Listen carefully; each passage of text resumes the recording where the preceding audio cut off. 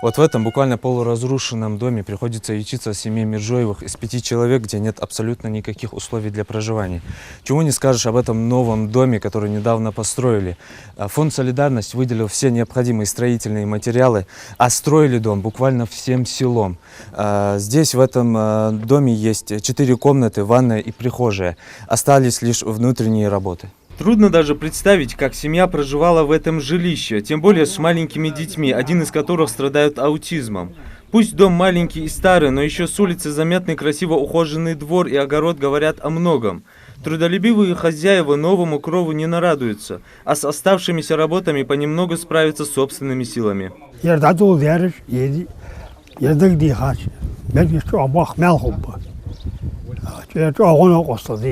С просьбой помочь семье в фонд «Солидарность» обратились соседи Миржоевых. Сначала, конечно, положение, в котором оказалась семья, оценила комиссия. Строительство дома начали полгода назад. За это время для Миржоевых построили уютный дом с 4 комнатами. И самое главное, чтобы у них сегодня появилась надежда, уже появилась какая-то радость. И действительно радость, наверное, чувствуется, как они благодарят.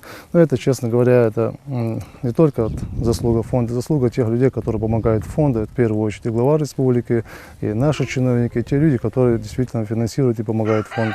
В отдаленном селе Хурикау Северной Осетии проживает около 1200 человек. И главная проблема местных жителей – нехватка рабочих мест.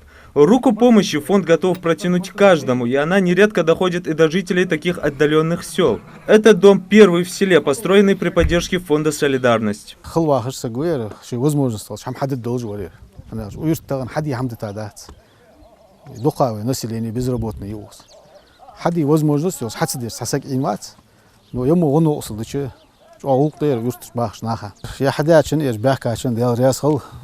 Я фонд издая оно услышал адик хэтсон.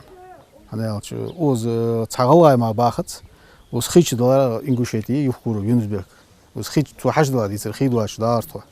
Ханзит газифицированный ястреб на поселение. Она возможности ястреб газил. Это далеко не первый и не последний дом, построенный фондом для нуждающихся, в который раз доказывая, что мир не без добрых людей. Юсуп Гелисханов, Адем Далаков, Новости 24.